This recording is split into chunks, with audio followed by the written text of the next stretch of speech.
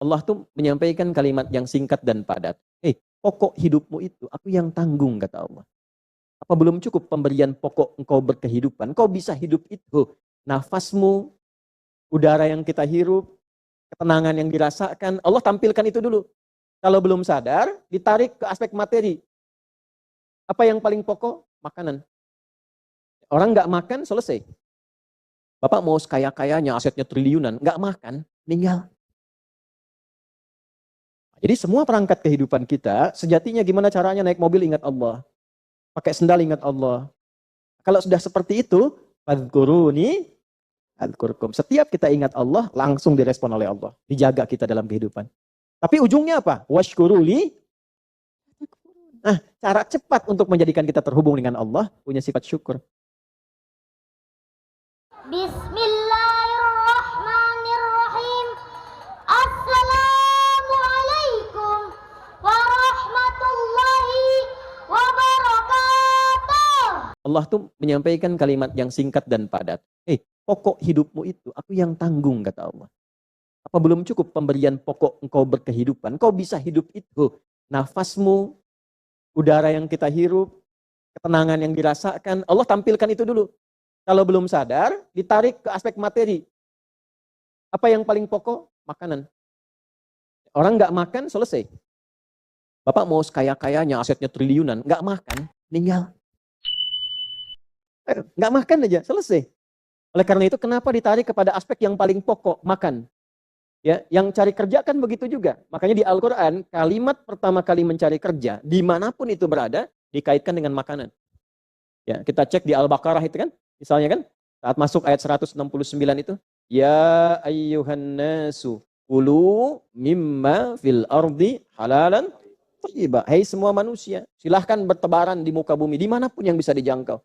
Jadi teorinya, mencari kerja itu, ketika ditampilkan di dalam Al-Quran, silahkan bergerak melampaui ruangnya. Jangan batasi diri Anda. Anda melamar pekerjaan di tempat A. Tidak ada. Untuk Anda, cari tempat B. Nggak ada istilahnya, nggak ada lowongan tuh, nggak ada. Lowongan selalu terbuka, tinggal kembali kepada kita untuk sungguh-sungguh mendapatinya. Ya, kalau bergerak dengan jalan Allah, kita sandarkan pada ketentuan Allah, nanti Allah akan menunjukkan kepada kita yang sesuai dengan niat kita. Jadi bukan ditolak, kadang diarahkan kepada tempat yang sesuai dengan kebutuhan kita. Di sini memang gajinya bagus, tapi ditolak dulu kamu karena di sini sholatnya susah. Baca Qurannya sulit. Gajinya emang bagus, 100 juta per bulan.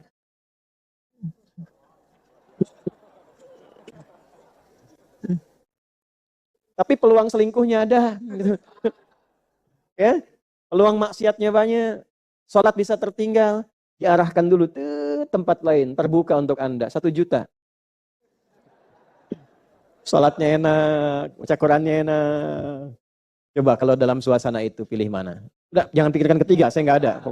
Nggak ada pilihan ketiga. Ini untuk ngetes iman aja. Ya, ada satu pekerjaan, gaji 100 juta sebulan, nggak bisa sholat, peluang maksiat terbuka. Ada gaji 1 juta per bulan, sholat enak, baca Quran enak, kerja nyaman. Pilih mana? Yang 100 juta atau 1 juta? Ya, 1 juta, alhamdulillah. Ya, ibu tuh gitu kalau ibu-ibu. Saya tanya satu kalimat, jawabannya satu buku tuh. Ya, kalau bisa ada yang 100 juta bisa sholat, Pak Ustaz. Jadi gini, ini rumusnya ya. Ini jarang diketahui nih, tapi insya Allah kalau paham ini, insya Allah senang menikmati. Tapi jaga ya, ini rahasia di antara kita aja nih. Gini, dalam fikih rizki itu, ada 3 hal yang pokok. 1, rizki itu akan diberikan. Rumusnya ya, akan diberikan saat ikhtiar kita keluar. Apapun jenisnya.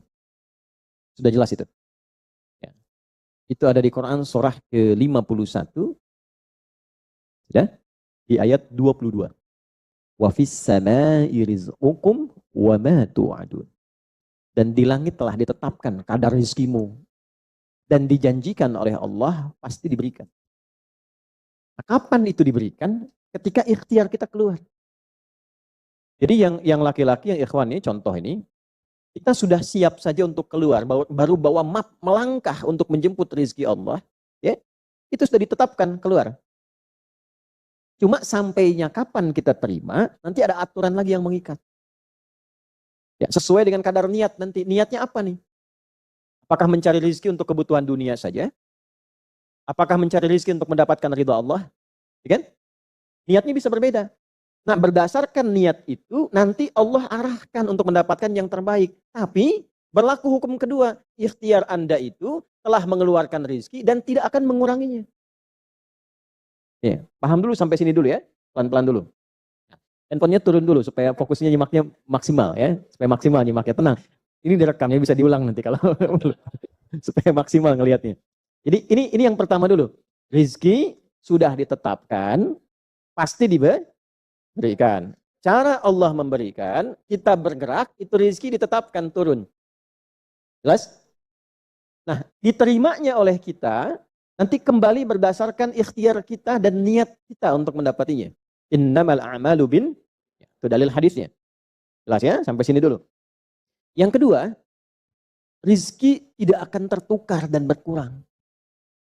Karena kadarnya sudah pas. Ya, tepat pas, tidak ada yang berkurang. Dan tidak akan tertukar. Kalau Anda yang berikhtiar, tidak mungkin datangnya ke teman Anda. Mustahil. Kalau kita yang berikhtiar, tidak mungkin kepada saingan kita. Itu mustahil. Ya, kan ada persaingan dalam bisnis kadang-kadang kan. Kalau Anda yang ikhtiar, tidak mungkin ikhtiar Anda hasilnya diberikan kepada lawan bisnis Anda. Itu mustahil. Pasti jatuhnya ke Anda juga. Tidak akan ke yang lain. Kecuali dalam satu bab rumah tangga. Ya, usaha ayah kadang diberikan rizkinya mengalir kepada anak, atau usaha anak akan mengalir kemudian dampaknya kepada orang tuanya. Itu sudah rumus. Ya, awas hati-hati. Jadi kalau Anda ingin mudah berkehidupan ke depan, didik anak dekat dengan Allah. Ketika anak itu jadi baik, keberkahan pada anak itu akan menular kepada kedua orang tuanya. Ya, Bapak Ibu pengen haji, nabung banyak belum berangkat-berangkat, sudah antrian panjang. Kan? Tapi tiba-tiba ada orang yang tetangga anaknya penghafal Quran 30 juz, dapat hadiah haji, orang tuanya ikut, bapaknya ikut, ibunya ikut, gurunya ikut. Ya, jadi nanti ada 2 ayat di dalam Al-Quran yang menjamin usaha orang tua mengalir ke anak, usaha anak mengalir kepada kedua orang tua. Babnya keluarkan kalau ingin mudah. Nah, yang ketiga, nanti saya urutkan di papan tulis supaya memudahkan itu. Yang ketiga, ini yang paling penting untuk disadari, urut dulu ya. 1, rizki telah ditetapkan untuk diberikan sepanjang kita mau berikhtiar untuk menjemputnya. 2, rizki tidak akan berkurang dan tidak akan tertukar. Baik ya? Jelas sampai sini? Nah, ketiga, ini yang paling penting. Fokus ini dengan baik. Rizki akan ditentukan keberkahannya berdasarkan nilai keimanan seorang hamba. Catat ya, rizki akan ditentukan kadar keberkahannya. Saya bicara berkah dulu tuh. Berdasarkan kadar keimanan seorang hamba. Yang ketiga ini kaidah khusus yang membedakan antara beriman dengan belum beriman. Sebab kita bisa bertanya kepada Allah, ya Allah, saya sudah beriman. Ada hambamu belum beriman. Apa yang membedakan iman saya dengan hambamu yang belum beriman terkait dengan persoalan rizki? Maka turun nanti ada ayat tentang rizki yang dikaitkan dengan iman. Sekarang kita praktekkan pelan-pelan. Ada rizki. Ada yang namanya rizki? Ada ya? Nah ini ya. Ini bab tentang Anda nih. 1, pasti diberikan sesuai kadar ikhtiar. Loh. Ya? 2, sifatnya tidak tertukar. Ya. Putri boleh tertukar, ada menteri yang tertukar, tapi tidak ada rezeki yang tertukar ya. Tidak tertukar sesuai dengan niat. Rizki nggak butuh alamat ya Pak. Begitu dapat langsung diberikan. Karena malaikat tuh kalau sudah turunkan nggak mungkin salah alamat tuh. Udah tercatat semua itu. Ya. 3, Kadar iman menentukan keberkahan satu rizki. Keberkahan rizki. Ini, 3 ini. Ya. Ya, pelan-pelan. Ya, cara memahaminya bagaimana? Kalau ada yang bergerak, itu pasti rizki diperintahkan ya untuk diturunkan. Tapi sekali lagi tadi, apakah itu akan langsung diterima atau nanti diakumulasikan, dikumpulkan? Yang dengan pengumpulan itu di titik tertentu Allah berikan. Jadi kalau Anda misalnya belum dapat hari ini, belum dapat hari besok, sepekan nyari nggak dapat-dapat. Tiba-tiba bulan yang ketiga dapat.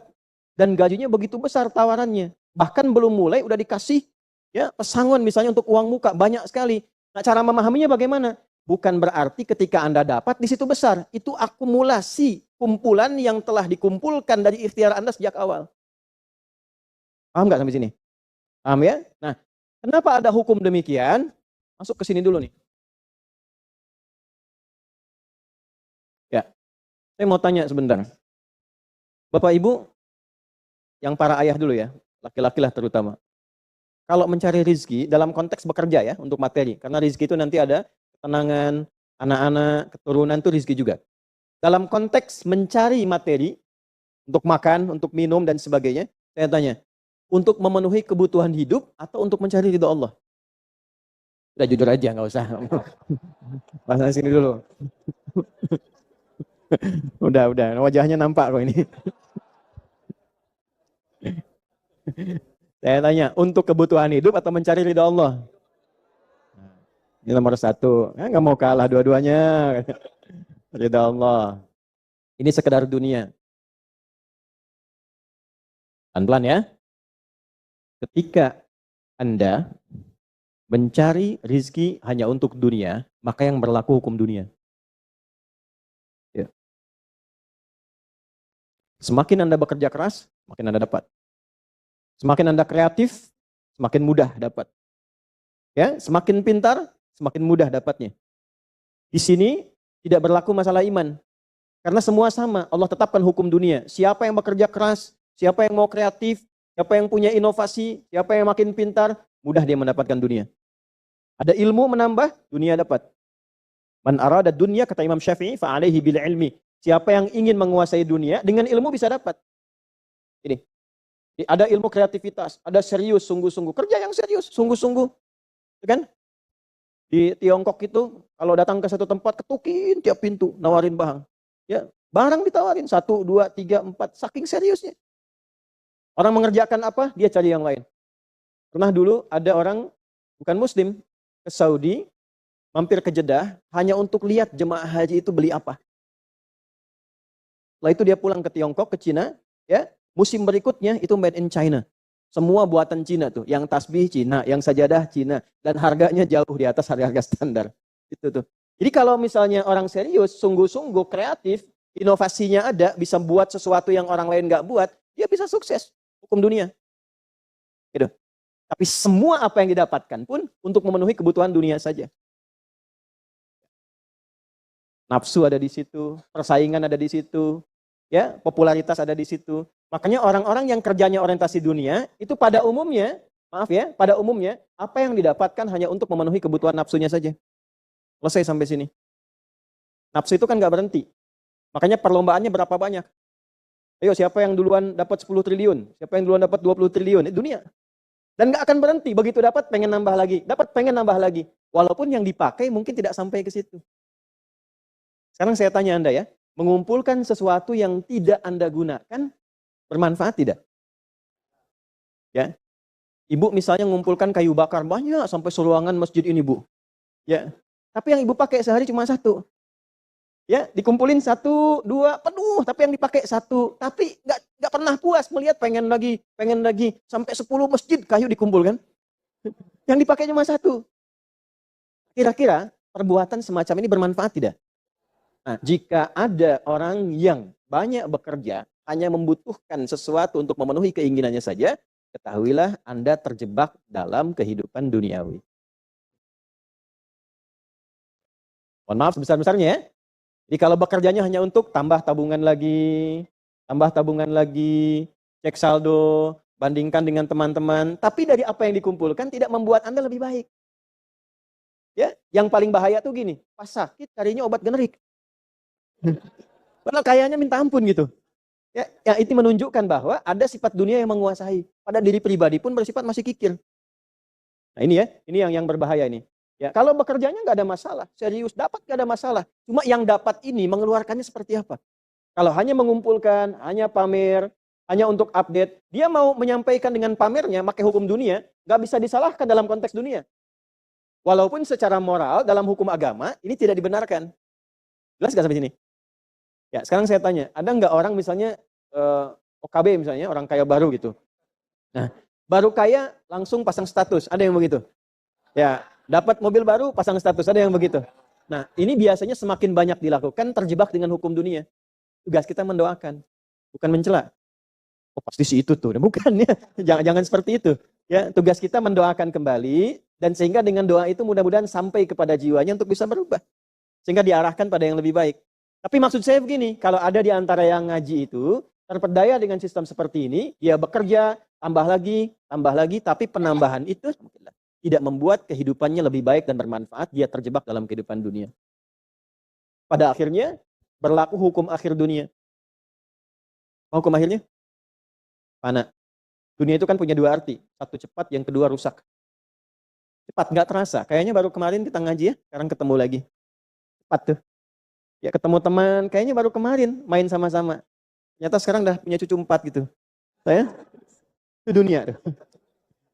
Itu hukum dunia, cepat. Ya, cepat. Yang kedua rusak. Semua dunia itu akan fana, rusak, sifatnya hilang, habis. Kalau bukan kita meninggalkan dunia, dunia yang meninggalkan kita duluan. Ini saya sering katakan, ini ada gelas nih, penampung air. Airnya habis, didiamkan saja, jangan diapa-apakan. Ini kotor, rusak sendiri. Anda punya handphone elektronik, simpan aja, nanti rusak sendiri. Sifat semua dunia itu rusak. Ya, di sepanjang kita berada di dunia, tubuh pun nggak abadi. Yang ganteng-ganteng akan hilang dengan sendirinya gantengnya. Makanya ibu kalau cari suami ganteng nanti rugi tuh. Ya, baik sama, istri juga demikian, yang perempuan demikian. Semua selama di dunia hukum berlaku. Nah, harta juga begitu. Saat dikumpulkan banyak yang dihitung ini, kalau tidak sadar dengan ini poinnya. Kalau tidak sadar dengan ketentuan hidup yang benar, pasti penyesalannya di akhir. Karena semua yang dikumpulkan itu pada akhirnya akan selesai hilang. Minimal manusia yang meninggalkan apa yang dikumpulkan dari dunia ini. Berkumpul 100 triliun, hartanya kumpul, manusianya kan meninggal juga. Ya kan? Selesai ya? Ya pertanyaannya, selama hidup yang kemakan berapa dari sini? Nah ini yang kemudian dikoreksi oleh agama. Dituntun oleh Islam. Tidak salah. Kalau bisa jangan 100 triliun, nanggung 1000 triliun, 2000 triliun, 3000 triliun. Kayak Abdurrahman bin Auf tuh, sampai 14.000 triliun. Kalau dihitung dengan kurs sekarang. Sampai 14.000 triliun. Tapi ternyata apa yang dikumpulkan itu membawa keberkahan untuk dunianya, plus membawa bekal kebaikan untuk akhiratnya. 1 dari 10 orang yang dijamin masuk surga tanpa hisab adalah orang paling kaya yang pernah hidup di muka bumi ini. Salah satunya Abdurrahman bin Auf. Hartanya kurang lebih sampai 14.000 triliun. Tapi bisa menggunakannya. Dunianya sejahtera, akhiratnya terjamin. Jelas sampai sini? Ya, nah maka yang paling menentukan itu ini satu niat, yang kedua di sini aspek keberkahan. Dicarinya pakai iman.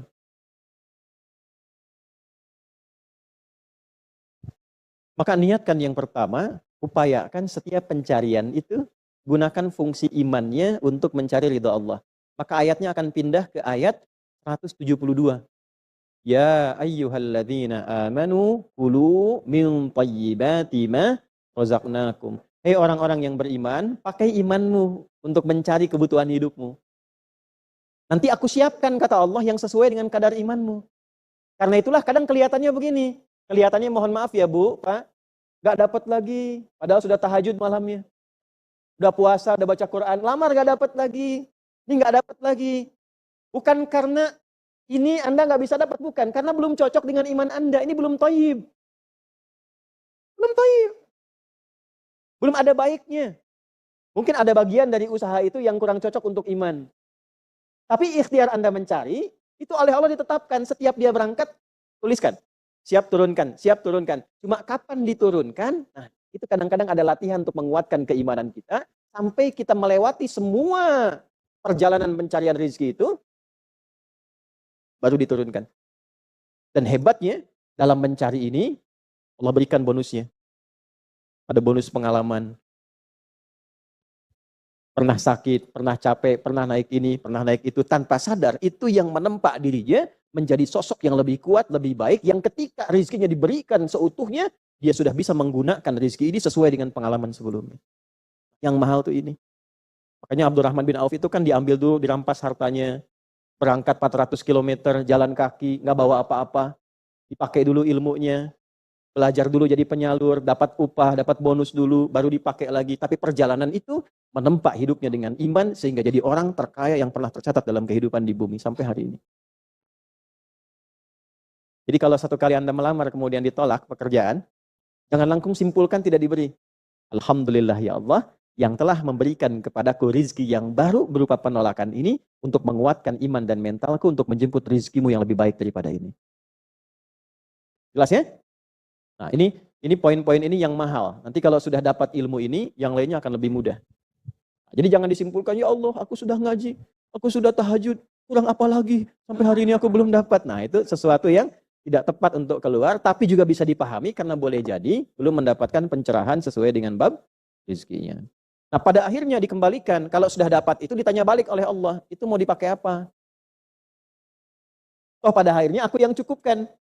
Ya, falyanzuril insanu ila ta'ami. Yang pertama kebutuhan makan kita pastikan dengan baik. Allah yang kasih, masa digunakannya untuk mencari yang tidak baik. Jelas? Baik, kemudian diteruskan ayatnya, saya agak cepat. Anna sababnal ma'a sabba, thumma syaqaqnal arda fa'ambatna fiha habba. 1, wa 'inabau, 2, wa zaituna, wa hadaiqa, wa fakihatan, 5, mata'an lakum wali an'amikum. Stop sampai sini dulu. Nanti kita lanjutkan kepada inti bahasan bagian akhirnya.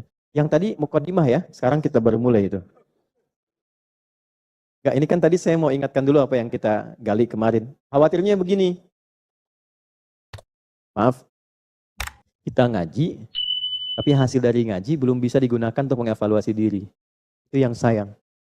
Ya, jadi kembalikan pada diri kita sampai detik ini, kita duduk sama-sama, materi yang sebelumnya sudah semaksimal mana kita buat lebih baik. Koreksi diri sudah, kalau tubuh sudah bagus, sekarang memenuhi kebutuhan hidupnya seperti apa, kerjanya bagaimana, cara mengcari kerjanya seperti apa. Jangan sampai terkumpul-kumpul kelihatan banyak, tapi yang banyak itu tidak disukai oleh Allah Subhanahu wa Ta'ala. Paham sampai sini? Paham ya? Nah, sekarang, yuk kita kembalikan ke sini, nggak apa-apa, biar ini muncul dulu. Ini ya.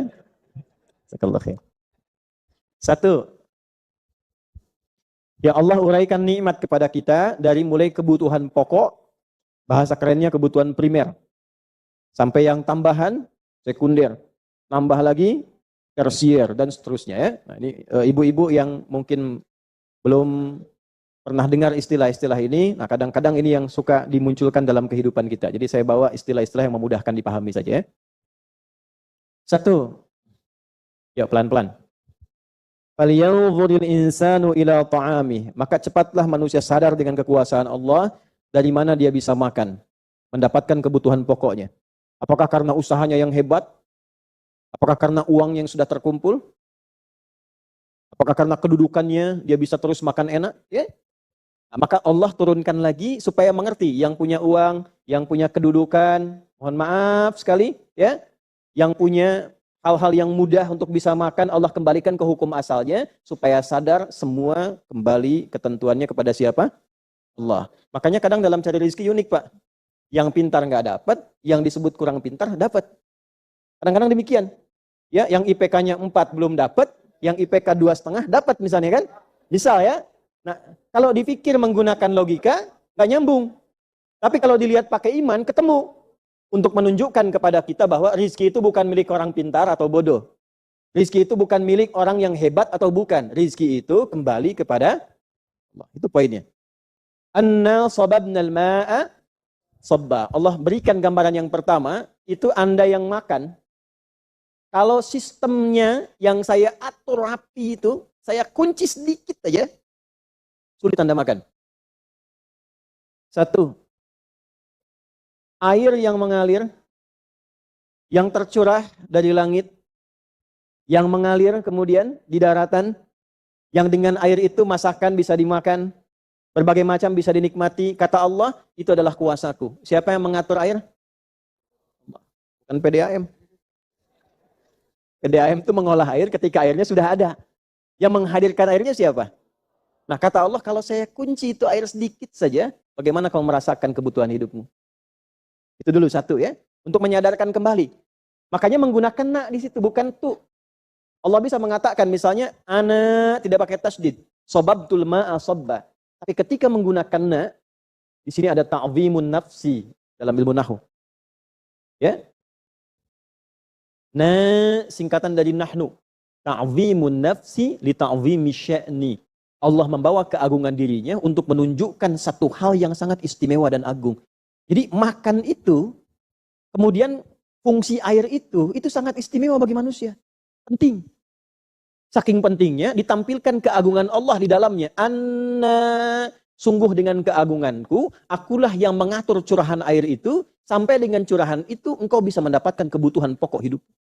Kalau aku kunci sedikit saja, kemarin saya dari Harau. Ya, kabupaten 50 kota itu. Itu satu-satunya di Indonesia yang kabupatennya 50 kota itu. Sampai di lokasi, kemudian disampaikan oleh wali nagarinya, bahwa ini Ustaz kering. Anda bayangkan ya. Bayang tidak? Belum saya sampaikan. Jadi itu alamnya indah sekali. Air terjun itu di mana-mana. Kita baru masuk sudah air terjun. Terus tempatnya itu di belakang air terjun 7 lapis. Indahnya luar biasa. Tapi ternyata airnya ditahan oleh Allah sebentar. 4 bulan lah kurang lebih. Pak Ibu, mohon maaf ya, kering. Sungai kering, ini kering, semua kering. Tanaman juga mulai layu sedikit-sedikit. Baru kemudian merasa, Ustaz belum pernah terjadi selama ini. Mohon doakan, mohon kita berdoa. Supaya mudah-mudahan ini airnya muncul lagi, tanaman hidup lagi dan sebagainya. Anda bayangkan, satu bagian Allah kunci sedikit aja. Kadang-kadang penguncian itu untuk mengingatkan kembali, ingat tidak dengan Allah. Bawa ke praktek hidup. Maaf, Anda dagang nih. Modal 5 juta, dapat hasil 10 juta. Untung berapa? 5 juta. Dapat hasil lagi bulan depan 15 juta, untung berapa? 10. Hasil lagi bulan depannya lagi 20 juta, untung berapa? 15 juta. 15 juta untung ya. Bulan depannya lagi dapat 7 juta. Pertanyaan saya, rugi atau untung? Tapi kadang masih disebut rugi. Aduh, rugi nih. Biasanya 20 juta, cuma 7 juta. Pernah nggak? Pernah nggak mengalami begitu? Ya, pertanyaannya bukan itu sebetulnya. Saat itu turun omsetnya, ingat Allah tidak? Itu dulu, ingat Allah tidak? Sama dengan di luar, air dikunci sedikit supaya ingat Allah, minta lagi. Baru istisqa, baru sholat dan sebagainya. Anda kerja dikunci dikit aja dulu, ingat Allah nggak? Anda masih mengandalkan kemampuan Anda, tingkatkan lagi ini. Produksi kita harus ditambah, kreativitas kita harus bergerak maksimal. Ayo datangi, door to door. Berarti Anda terjebak dalam hukum dunia. Ayo yang didapatkan yang 20 juta. Haknya sudah ditunaikan belum? Sedekahnya sudah belum? Berbaginya sudah belum? Jangan-jangan ada fakir miskin yang teriak haknya belum dapat. Jangan-jangan ada saudara yang belum mendapatkannya. Jangan-jangan ada anak yang disekolahkan di tempat yang tidak kenal Allah. Supaya dikoreksi lagi. Orang cuma dapat 1 juta sebulan, anaknya bisa hafal Quran. Sekolahnya kenal Allah.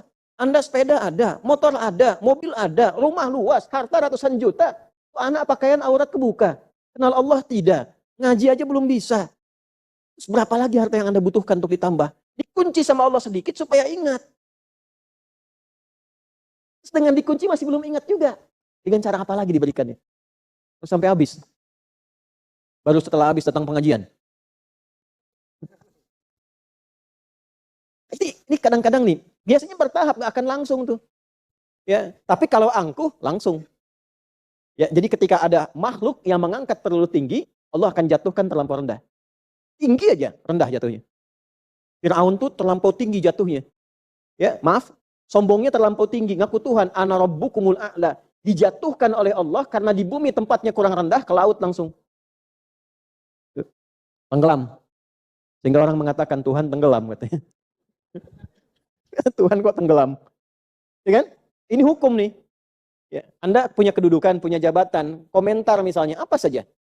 Ya, komentar yang menunjukkan Anda tinggi, orang lain rendah, itu nggak akan tunggu lama. Seketika selesai. Habis. Bisa kehormatan, bisa hartanya habis, bisa macam-macam dan sebagainya. Jelas di sini? Ini bagian pertama ya. Jadi anna sababnal ma'a sabba. Ini contoh. Dengan keagunganku, aku yang mengatur curahan air itu untuk mengalir dengan melimpah. Kalau aku kunci, selesai. Nah, bagaimana cara membaca ini? Pakai ilmu balaghah. Dengan sistem majas. Praktekkan dalam hidup, jangan hanya dipahami air saja. Makanya ada ilmunya untuk baca Quran itu. Tafsir itu ada ilmunya, minimal 5. Ada berapa? 5. Ada matnul loghah 1, ada nahu 2, ada sharaf 3, ada ma'ani 4, ada bayan 5. Ke-6 nanti ada tambahan badi'. Ke-7 ada arud, ke-4 ada adab, ke-8 ada adab. Kalau mau ditambahkan. Yang 5 ini kalau kita pakai, ini kan contoh. Praktekkan dalam hidup. Coba rizki kalau dikunci, sehat kalau dikunci. Sehat rizki bukan? Nah, saat sehat dipakai enggak? Sholat jamaah enggak? Baca Quran enggak? Coba dibanding baca Quran dengan cerita gosip, lebih banyak mana lisan digunakan? Lebih banyak yang kotornya kan? Nah, coba bandingkan lagi. Kalau lisan itu mulutnya sudah Allah kunci dikit aja, sakit gigi dikit aja. Nah, udah susah tuh. Makanya mumpung masih sehat, ihtanim khamsan qabla khamsin. Gunakan 5 sebelum 5 datang yang lain. Salah satunya sehat dipakai sebelum datang sakit. Sakam itu sakit yang membuat penyesalan. Ya Allah, kenapa saya nggak gunakan kaki untuk ke masjid? Ya Allah, kenapa lisan saya tidak digunakan untuk baca Quran misalnya. Nah, ini pakai. Jadi kalau dikunci sedikit dari apa yang kita dapatkan, langsung ingat rumusnya. Ingat Allah. Nih. Tas ya? Nah, nanti babnya belajar lebih detail. Tadi dikunci tuh. Harusnya terakumulasikan dapat rezeki. Oh ini kok sudah setahun gak dapat. Lihat lagi babnya. Apa nih bab penghalangnya? Oh birrul walidain. Pasti punya masalah sama orang tua. Nah, di antara kuncinya. Lihat lagi. 1, 2, 3. Paham? Anna sababnal ma'a sabba. Thumma syaqaqnal arda syaqqa. Kemudian air jatuh ke tanah gembur lagi, terbelah lagi. Supaya bisa ditanami. Ini yang bertani, berkebun, kami itu kan di Gerakan Indonesia Menanam, itu swadaya ya, tidak dibiayai oleh pemerintah. Itu kami yang sama-sama dengan teman-teman. Dan mengambil dari saripati Al-Quran. Makanya memberi contoh kalau dekat dengan Allah, tanah yang mati pun bisa hidup lagi. Ya, ternyata setelah diteliti oleh para ahli, yang kita kemudian seleksi, kumpul bareng-bareng, di dalam tanah itu ada yang namanya mikroba. Mikroba itu hewan kecil yang tugasnya menggemburkan tanah lagi. Dan dia aktif. Ketika ada hujan, terbuka, aktif lagi. Dengan kuasa Allah itu bisa terbuka kembali. Ya, ada yang nanam padi, nanam singkong, nanam macam-macam. Kadang-kadang mau nanam padi dibajak dulu kan ya. Dan seterusnya. Nah, kita diajarkan oleh Allah. Kenapa kadang yang ini hujan deras, yang ini rintik-rintik, yang ini kecil. Hujan deras Allah atur. Yang ini deras karena ada tanaman yang mungkin butuh lebih banyak air. Ada tanah yang harus gembur lagi. Tapi intinya adalah yang membuka peluang rizki dari tanah pun siapa? Jadi yang punya peluang rizki itu bukan karena manusianya, bukan perusahaannya, bukan karena andanya. Yang punya siapa? Maka cara paling singkat, dekati, bangun akses yang kuat dengan Allah supaya peluangnya terbuka. Ini contoh kecilnya seperti tanah. Contoh besarnya apa? Kalau ingin membuka peluang rizki dalam apapun kehidupan, pakai cara cepat. Anda hukum dunia aja sekarang ada ordal katanya tuh. Orang dalam, ya. Apa kesimpulannya? Supaya dapat akses kan? Ya kan? Sekarang kalau Anda punya akses yang lebih baik, lebih bagus, lebih mulia, kenapa tidak kita gunakan? Yang punya rizki Allah, yang punya ilmu Allah, yang punya kekayaan siapa? Kenapa kita tidak bangun kedekatan dengan Allah sehingga akses kita bisa lebih mudah? Paham di sini? Ya? Nah, membangun akses kepada Allah dengan modal iman itu, aksesnya disebut takwa namanya. Apa namanya? Takwa. Saya keluarkan sini ya. Takwa. Jadi iman ini cahayanya, modal dasarnya. Takwa ini jembatannya. Bangun aksesnya. Nanti diturunkan dari takwa, dipancarkan. Apa yang disebut dengan ibadah. Kan begini, saya punya modal iman, ingin mendekati Allah pakai jembatan takwa. Bagaimana cara memfungsikan takwa, menggunakan takwa? Nah, bentuknya ibadah. Maka dari sini muncul sholat untuk mendekati Allah. Di sini muncul puasa. Di sini muncul baca Al-Quran. Untuk mendekati siapa? Nanti kalau sudah terbangun ke sini kedekatan kuat, apa saja diturunkan? Dibuka langit dan bumi. Dari mana taunya? Quran surat 7. Ayat berapa? 96. Walau anna ahlal qura amanu iman wattaqau taqwa la fatahna alaihim barakatim minas sama'i wal ard. Kalaulah satu penduduk kampung. Ibu yang pakai seragam dari mana ini? Tegal. Kalaulah satu Tegal. Satu penduduk Tegal meningkatkan imannya dan menggunakan iman itu untuk menaikkan takwanya kepada Allah. Salatnya rajin, pengajiannya rajin, puasanya rajin, doanya rajin. La fatahna alaihim barakatim minas sama'i wal ard. Demi keagunganku, kata Allah, aku buka semua pintu keberkahan di langit dan di bumi. Nih, tidak cukup dengan amin. Ini buka dulu tuh. Tuh. Ini kan yang dicari. Makanya yang dibuka oleh Nabi itu, yang diajarkan bukan ilmu dunia dulu. Dibuka imannya dulu. 10 tahun di Mekah, 10 tahun di Madinah. Yathrib kan awalnya. Begitu imannya dibuka, dekat dengan Allah sudah luar biasa, maka apa yang terjadi? Kota yang tertinggal jadi maju, jadi mencerahkan, berubah jadi Madinah Munawwarah, menyebar ke tempat lain. Itu kurikulumnya begitu, yang dikuatkan imannya dulu. Pak, cari kerja itu gampang, Pak. Yang tidak mudah itu cari kerja pakai iman. Kalau cuma cari uang, Pak, modalnya gampang. Di depan aja nggak pakai apa-apa. Ayo, Pak, kanan, kiri, masuk kanan, kiri. 2.000. Makasih, Pak. Kan? 5.000, makasih Om. Kemarin dia bilang Bapak, sekarang Om. Kalau cuma untuk dapat uang, mudah. Tapi cari pakai iman, itu mesti latihan. Makanya kalau dilatih sehari belum dapat, setelah kita menguatkan iman, alhamdulillah. Hari kedua lagi, hari ketiga lagi, sampai kita merasa iman kita kuat, dan merasakan kedekatan dengan Allah, sehingga mengatakan saya punya Allah nih. Hari ini saya nggak dapat, alhamdulillah nggak apa-apa. Yang penting Allah masih membersamai saya. Kalau sudah rasa itu ada, Pak, min haitsu la yahtasib, enggak nyari, datang sendiri. Ibu enggak percaya silahkan. Di semua bab kehidupan, Jadi aktivitas kita itu sampai ke tingkat tertingginya sampai kita merasakan punya Allah itu dulu. Ibu kalau punya masalah di rumah tangga tapi masih merasa punya Allah, itu ringan. Ringan. Insyaallah pasti Allah berikan solusi, pasti berakhir.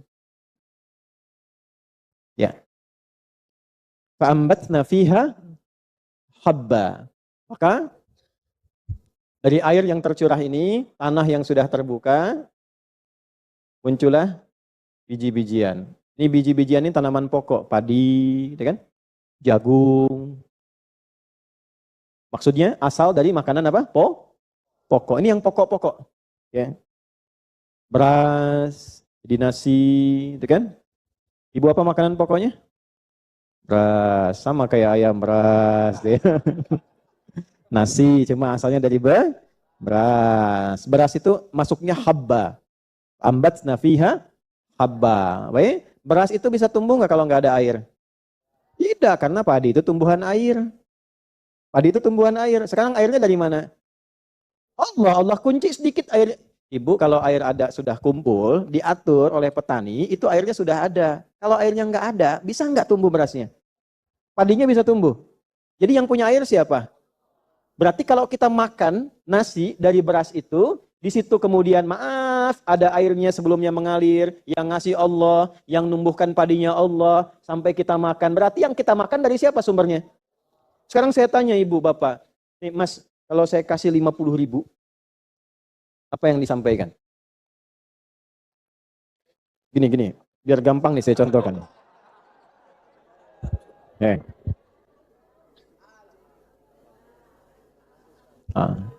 Sebentar.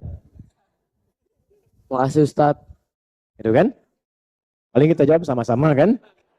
Tapi karena ini contoh, saya ambil lagi. Yang contoh.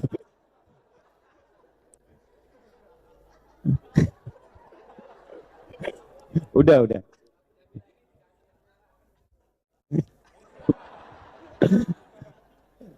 Gini, dengan manusia saja yang sekali berbuat baik, kita bisa berterima kasih. Kenapa kepada Allah yang tiap waktu memberikan kebaikan pada kita, itu tidak ada. Sedikit munculnya. Alhamdulillah Allah tuh maha menerima walaupun sedikit. Makanya disebut syakur, yang maha menerima walaupun sedikit. Nah, kembalikan lagi, kamu bisa makan itu sumbernya dariku. Kalau nggak ada itu, nggak makan kamu. Sekarang dalam kehidupan dunia, kita berterima kasih.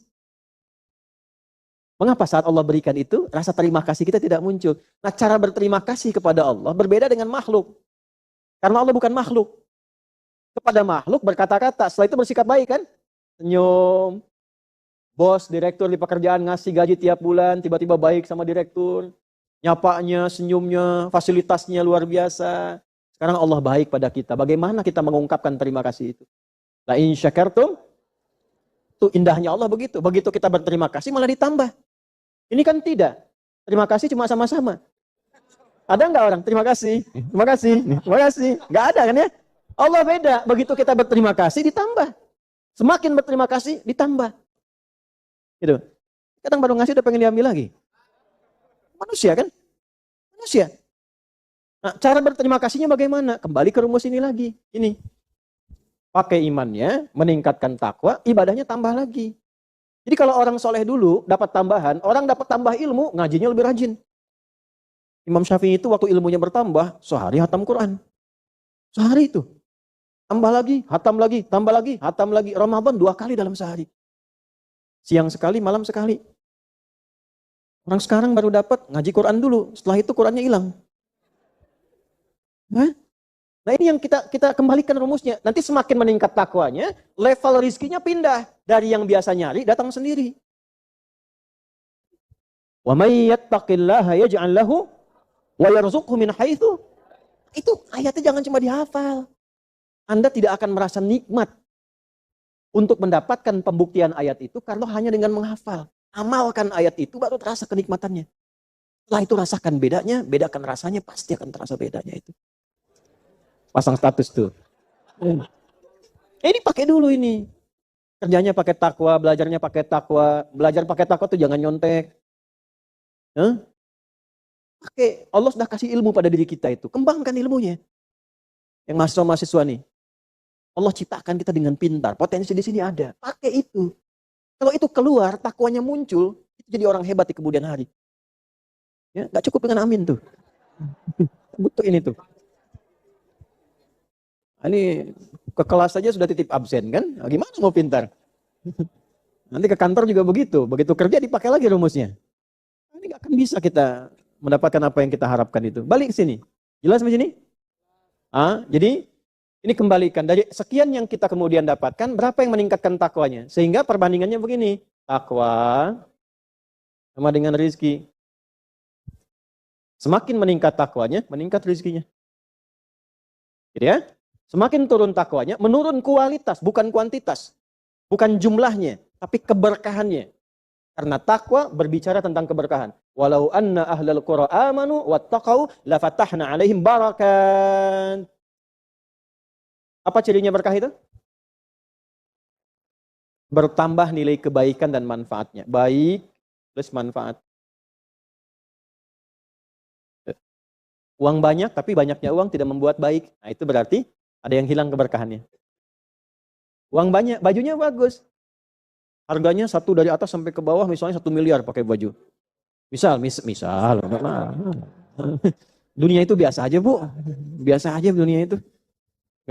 Orang nyebut triliunan. Dulu sahabat itu disebut harta sebanyak apapun biasa aja. Gak ada tuh, wah Masya Allah. Ya, biasa saja gitu. Dunia itu biasa. Yang dikhawatirkan Nabi itu umatnya yang kaya, yang tidak bisa mengelola kekayaannya dengan baik. Ya, sekarang pakai pakaian 1 miliar dari atas sampai ke bawah. Tapi yang dipakai itu, maaf, tidak ada unsur keberkahan. Aurat terbuka. Setelah itu pamer muncul. Ya, pakaian nggak bisa dipakai sholat.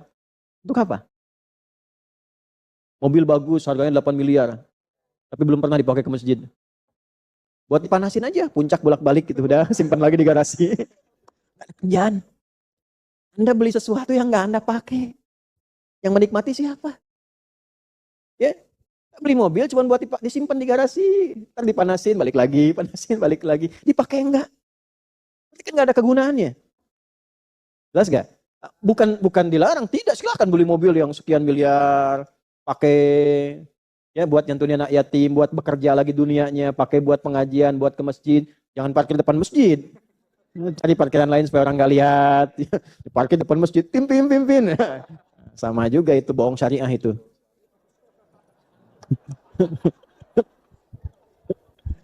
Menggunakan syariat untuk bohong. Itu maksudnya, jangan dipotong nih. Nah ini ya, jadi setiap kita, akhirnya apa? Setiap makan ingat Allah, itu puncaknya. Setiap makan ingat siapa? Ada kiai kita, itu orang soleh sekali. Tapi saya nggak akan sebutkan namanya. Itu setiap kali mau makan, beliau menggunakan pakaian yang bagus. Minimal pakaian yang rapih menutup auratnya. Minimal. Setiap mau makan. Padahal makannya sederhana. Walaupun nggak mewah, makan. Muridnya tanya, guru, saya amati kenapa setiap mau makan penampilan Anda itu begitu rapi, baik, bagus. Apa jawab beliau? Saya malu kalau menggunakan pakaian yang kurang bagus untuk mendapatkan rizki dari Allah. Karena ketika saya makan ini seakan saya mendapatkan hadiah dari Allah. Jadi malu disaksikan Allah menerima hadiah menggunakan pakaian yang tak layak. Makanannya biasa, tapi beliau menggunakan pakaian yang baik. Jadi menerima makanan itu saat mau makan, merasakan ini Allah sedang ngasih nih, sedang diperhatikan Allah. Saya malu dilihat Allah, mendapat hadiah dari Allah, dilihat Allah menggunakan pakaian yang tidak Allah sukai. Ya, bukan dilarang pakai kaos, nggak apa-apa. Ya, cuma sampai sedalam itu gitu, rasanya itu. Nah, punya nggak rasa sampai ke situ tuh? Nah, coba berlatih tuh. Jadi ketika menerima sesuatu itu yang terasa itu nikmatan punya Allah. Kalau sudah sampai situ itu terima kasih semua tuh. Nggak ada mengeluhkan masalah nikmat tuh nggak ada. Alhamdulillah ya Allah, terima kasih. Ya, ada makanan sedikit, alhamdulillah ya Allah, terima kasih. Saya masih punya Allah. Yang mahal tuh itu. Ini udah dapat banyak, belum ingat. Menu udah banyak, Masya Allah, masih belum ingat. Butuh berapa lagi? Makanya Nabi kan ngajarkannya sederhana. Idza quddimat ta'amu, jika makanan sudah dihidangkan, khudh biyaminika ma yalik, ambil dengan tangan kananmu yang paling dekat denganmu, tsumma sammillah, au qala bismillah, au qul bismillahirrahmanirrahim. Lalu bacakan nama Allah, bismillahirrahman. Semua yang baca bismillah ketika makan dan minum, pertanyaannya, apakah saat makan minum ingat Allah? Nah, nanti level ingatnya ada dua. Ada dua. Pelan-pelan ya. Level ingat secara fikih sehingga tidak menyentuh makanan kecuali yang dikehendaki Allah. Dan kalimat bismillah itu kalimat sakral. Ada nilai di dalamnya, nilai keagungan. Makanya nggak ada orang bismillah minum yang haram. Minum bir bismillahirrahmanirrahim misalnya. Nggak ada. Dan ketika orang bercanda menggunakan itu dikecam sama semesta. Semua akan marah. Disebut penistaan. Karena kalimat mewah, kalimat istimewa. Karena itu Anda makan, minum, berpakaian, menggunakan apapun dengan asma Allah, pasti memastikan membeli, menggunakan, memakan, meminum, memakai hal yang Allah sukai. Level 1 itu. Level 2-nya yang tertinggi, bismillahirrahmanirrahim itu menghadirkan syukur pada diri kita. Terima kasih ya Allah, masih bisa minum. Terima kasih ya Allah, masih bisa makan. Terima kasih ya Allah, masih diberikan hadiah pakaian. Itu kalau sudah begitu, levelnya ditambah lagi sama Allah. Tapi nambahnya sesuai dengan kebutuhan imannya. Kalau imannya sudah bisa menggunakan harta, tambah lagi banyak. Jadi unlimited tuh. Unlimited, kalau sudah punya Allah tuh nggak terhitung. Kalau manusia masih terhitung. Orang paling kaya sekarang berapa hartanya? 5.000 triliun. 5.000 ya? Siapa namanya? Elon Musk. 5.000 triliun. Masih sedikit. Karena masih terhitung. Yang hebat itu yang tak terhitung. Makanya kalau punya Allah, nggak akan terhitung. Apa saya dibutuhkan gampang. Jelas? Kita berlatih tuh. Nah, biasakan dari makanan dulu, yang kecil-kecil, bersyukur, alhamdulillah, terima kasih. Makanya minum dengan basmalah ditutup dengan hamdalah. Ya, Ibu kenal Nabi Ibrahim, Bu? Ah, ya, Bu. Berapa usia Ibu ini ya? Ibu kenal Nabi Ibrahim. Alhamdulillah, memang kalau udah agak siang agak beda situasi. Nabi Ibrahim apa gelar beliau itu? Angkat tangan, angkat tangan. Mana? Hah? Khalilullah. Khalilur Rahman. Ya, dua-duanya betul. Khalil. Enggak dapat hadiah, cuma tanya aja. Alhamdulillah. Bagus. Nah, ini pertanyaannya, kapan beliau mendapatkan gelar itu? Angkat tangan yang bisa. Ayo, ini bukan cerdas cermat nih. Tanya dulu, kapan beliau dapat gelar itu? 1 juta, 2 juta, 5 juta kurang 50.000. Dah waktu habis. Beliau dapat gelar itu karena perkara sederhana. Makan, minum, bismillah, selesai alhamdulillah. Turunlah kemudian wattakhadallahu Ibrahim khalila. Langsung jadi kekasih Allah. Mau minum, bismillah, selesai alhamdulillah. Jadi ketika semua pekerjaan dilakukan karena ingat pada Allah dan syukur kepada Allah atas ingatnya itu langsung Allah tetapkan kekasih Allah. Jadi kekasih Allah, jadi Khalilullah, Khalil Rahman, karena perkara yang sederhana. Tapi dari kesederhanaan itu muncul keistimewaan yang sangat luar biasa. Ya, jelas? Ya, maaf ya. Ini rahasia kedua ya.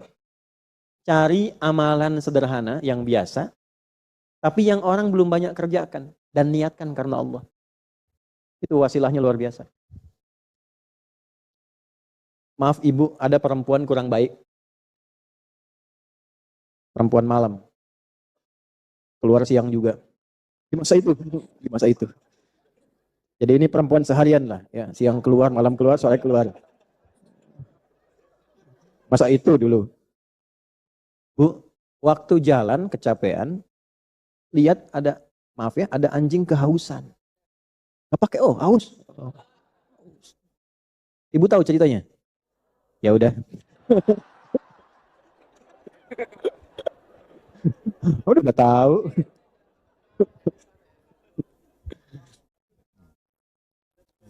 Lalu beliau putuskan untuk memberi minum kan? Ada riwayat menggunakan bagian alas kakinya, ada riwayat menggunakan satu benda di situ, kemudian ke satu sumur, kan perjuangan tuh ngambil air. Lalu diberikan air itu kepada hewan tadi, dan dengan pemberian air itu, dia niatkan setulus-tulusnya itu untuk memberi itu, maka anjing itu mendapatkan satu kenikmatan baru, kehidupan yang baru dengan izin Allah, dan kemudian singkatnya dia hilang rasa hausnya dan beraktivitas lagi. Apa yang terjadi? Ternyata amalan kecil itu yang tidak banyak dilakukan orang, itu yang mengantarkan dia mendapatkan rahmat Allah.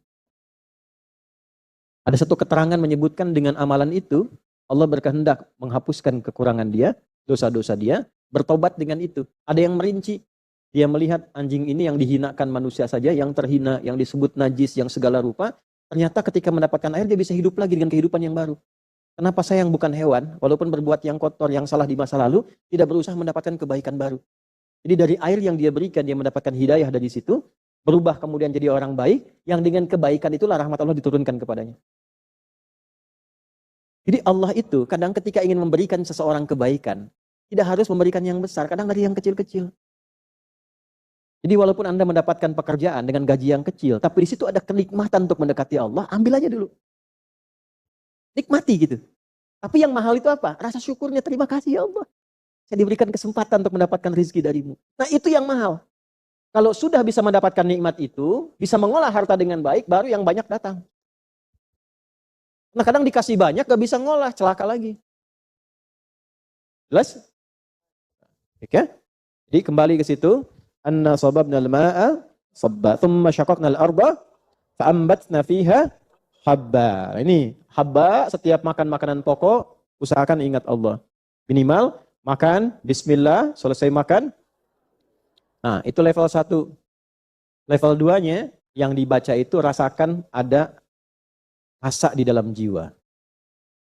Sampai merasakan kenikmatan, beralhamdulillah itu merasakan nikmat betul, punya Tuhan Allah. Kalau sudah seperti itu, semua makanan nikmat. Ya, makan pakai garam aja nikmat, pakai ayam lebih nikmat, dan seterusnya. Ya telat ya. Wa inabau wa qadba, dan anggur qadba. Apa itu qadba? Coba cari siapa yang tahu artinya khotbah. Itu terjemahan ya, sayuran ya. Sayuran itu diterjemahkan sayuran. Gini, khotbah itu asalnya tanaman merambat. Ya, tanaman merambat. Dulu di masa-masa kehidupan Nabi itu ada orang membawa tanaman ini untuk pakan hewan. Pakan hewan. Ya. Nah, bagusnya pakan hewan ini, tanaman khotbah ini kalau dimakan oleh hewan-hewan ternak, ya sapi misalnya, kerbau misalnya, itu pertumbuhannya bagus, bikin gemuk, dagingnya enak. Kalau dimakan oleh hewan tunggangan, kuda dan semisalnya, itu kuda-kudanya bagus. Ya, ada yang menyebutkan asalnya dari Persia, dibawa ke wilayah Arab, kemudian berkembang di situ. Nah, ini yang diteruskan, dibawa oleh Barat, dikembangkan, Tariq bin Ziyad bawa sampai ke Andalusia, dikembangkan di Iberia, sekarang Spanyol, ada wilayah Portugal, ya dibawa lagi kemudian ke tempat-tempat lain. Makanya ada yang menyebut kuda-kuda Spanyol itu bagus-bagus dan sebagainya, dikembangkan. Sekarang Amerika yang kembangkan pohon ini, tumbuhan ini. Ya, ini bahasa Latinnya ada yang menyebut dengan alfalfa namanya. Alfalfa sekarang. Kalau Anda klik alfalfa itu ada semacam tumbuhan rambat. Itu khotbah.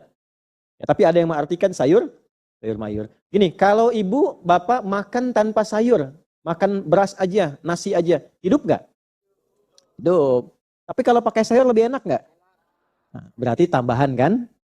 Yang tambahan pun berasal dari siapa? Allah. Jadi kalau kita ditambah pun Allah yang kasih juga. Pakaian itu kan pokoknya menutup aurat. Jadi kalau pakaian bagus, lebih bagus lagi, lebih mahal, itu bonus. Tapi yang kasih siapa?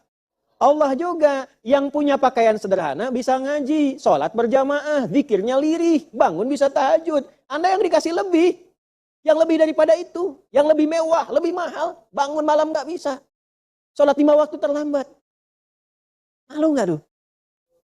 Mau ditambah berapa lagi? Kedudukan masih biasa, udah bisa luar biasa. Mohon maaf nih teman-teman nih, ya di TNI misalnya di Polri dan sebagainya, ya. Nah, prajuritnya udah bisa sholat, sunnah, tahajud dan sebagainya. Yang bintang udah tambah kedudukan tinggi. Bintang itu kan ketuhanan yang Maha Esa tuh. Semakin banyak dekatnya dengan Allah. Evaluasi. Yang punya harta, yang punya ilmu. Maka yang paling celaka, jamaah datang, ustadznya ngajar. Jamaahnya mencari akhirat, ustadznya cari dunia. Itu paling celaka. Celaka itu. Jamaahnya ingat Allah, ustadznya ingat dunia. Itu yang bahaya. Makanya ustadz juga doakan. Gak mudah jadi ustadz itu. Ya. Punya ilmu tidak disampaikan, salah. Disampaikan tidak dikerjakan, salah. Dan berlaku seumur hidup, tidak bisa pensiun. Belum dengar ada ustadz pensiun. Kiai pensiun, mantan kiai. Karena pilihannya udah akhirat. Kalau pilih jadi kiai, jadi yang ulama, itu proyek akhirat. Nggak usah mikirin dunia. Dunianya datang sendiri, Allah yang siapkan. Kalau masih cari dunia, berarti belum ustadz betulan. Belum kiai betulan. Ya. Pilihan jadi kiai itu pilihan akhirat. Apalagi warasatul anbiya itu pilihan akhirat. Nanti Allah sudah siapkan sendiri dunianya. Kalau masih Anda mencari dengan agama itu mencari dunia, belum jadi kiai betulan. Paham nggak? Itu rumus sama, semua sama hukumnya. Jadi kalau semakin ditambah semakin nggak ingat pada yang nambah, ya ini kan cuma kebutuhan tambahan. Iya, sayur kebutuhan tambahan. Tapi dengan tambahan itu, nikmat kehidupan. Kenal nggak sama yang nambah? Bawa, jangan cuma sayur, bawa dalam kehidupan kita. Di pakaian makin bagus, handphone tuh. Waktu masih pakai 3315 kan, biasa. Sekarang sudah layar begini. Ya. Tuh, coba berapa di status yang ingat pada Allah? Waktu update status tuh, berapa hadis yang diupdate? Ayat yang diupdate. Jangan-jangan yang diupdate cuma makanan, minuman, barang-barang, dan sebagainya. Imannya diupdate nggak? Ya, nah, diingatkan kembali. Wa inaba wa qadba, jadi baik yang pokok, baik yang buah-buahan, ada anggur. Anggur kan cuma contoh di situ. Yang lain-lain juga sama. Tapi kan saya nggak makan anggur Ustaz. Jadi boleh dong ya tidak menyebut nama Allah. Mana teh kumaha? Contoh ya. Ya disebutkan sebagian mewakili ke seluruh. Nah, sinekdok pas prototo namanya. Kemudian wa zaituna wa nakhla. Zaitun, tadi kan anggur. Anggur mau jadi makanan enak. Tapi kalau zaitun bisa jadi minyak. Ada obat lagi. Yang jadi minyak pun dari Allah juga. Dari bijinya, dari minyaknya, dari macam-macamnya. Nakhla kurma, satu tumbuhan utuh. Dari mulai batangnya sampai ke atasnya bisa difungsikan. Kalau di Arab kurma, di kita punya kelapa. Dari tunas sampai ujungnya ada manfaatnya. Siapa yang menyiapkan untuk kita? Allah. Ya, teruskan. Wa hadaiqa ghulba wa fakihatan, sampai kebun-kebun yang luas, sampai punya kebun, sampai bebuahan, sampai kemudian apa abba di situ? Rumputan.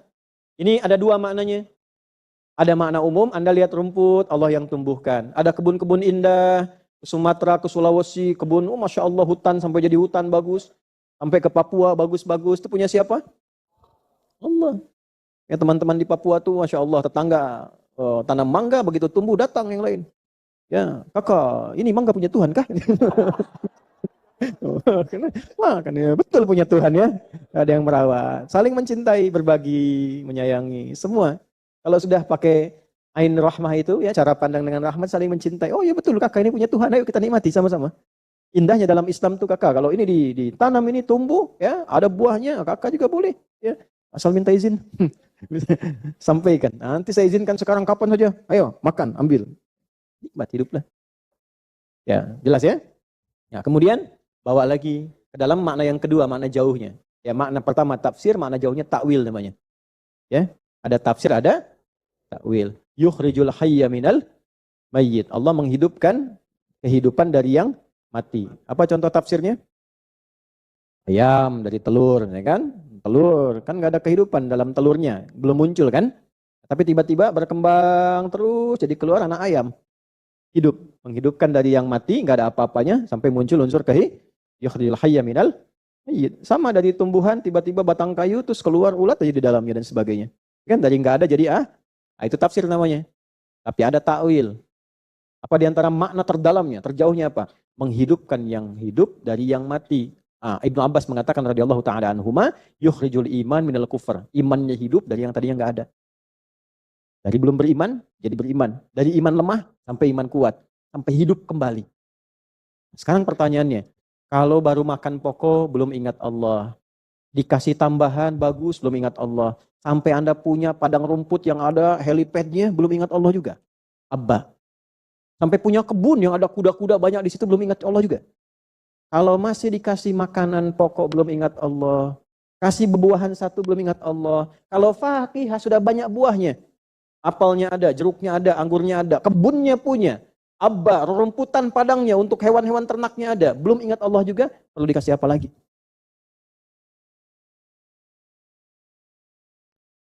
Mata'an lakum wali, padahal Allah sudah hadirkan mata'an supaya kamu nikmat hidupnya, lakum buat kalian, wali an'amikum, dan hewan-hewan ternakmu. Masya Allah, ada yang piala hewan banyak, sapi dijualnya pas Idul Adha lagi. Tapi nggak ingat Allah. Gimana?